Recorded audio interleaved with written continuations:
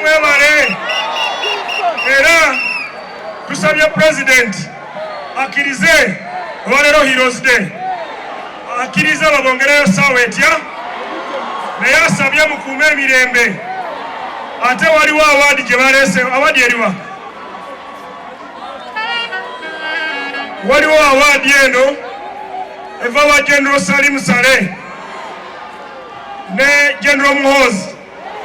General Salim Saleh awadde Palaso award as exemplary hustler, omuntu asukulumye mu kwasolinga Palaso. Nja kusaba presidential advisor kusaasira ne Buchaman bayambeko okugiwa Mwami Palaso award of exemplary hustler, ate award eno egiddeko emiliyoni 20.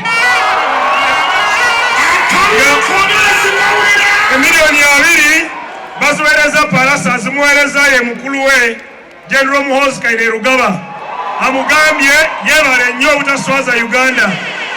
Hand over the award.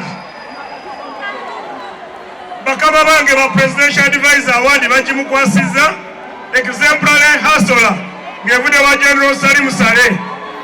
So mwebale kutuwagira kusaasira kamusabe ayimeyo oluyimba lumudde eri Palaso akomewo.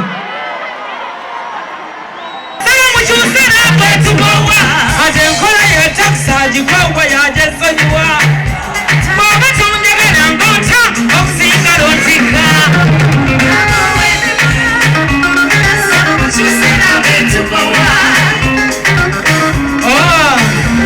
Labo kyala bannanga yatubuuta lugendo luwanvu nga tulidde shida ku nsi kino bangi munjulira bamama tukole nga twabonaabona bingi byandibatawo mama naye nkugatikwa omusajja abewamu omwefuge nga taliiko mperekeze mujje wange ne bwoba walungiwa ebinkolera nakowa mugatiko ande enkola ya takisa agikowa yagyesonyiwa nga bwoba tonjagala ngonta okusinga lonsika katwakowa abakodo basaba mucu abashaya kalulukaliwa.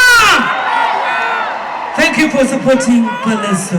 Webale nnyo, webale kundoozako kunjagala ne bala mwebale era mwenna mbagamba mbagala nnyo. Njagala bayimbira, nze njagala kubeera muyimbi kyekyoka si bwe kiri. Nze ndi muyimbi waki wa ggwanga lyonna. Buli agamba ndi muyimbi wa ggwanga lyonna wanika omukono mu ggwanga. Ndi muyimbi wa ggwanga kubanga ffenna tuli mu ggwanga ki Uganda. I love you Uganda.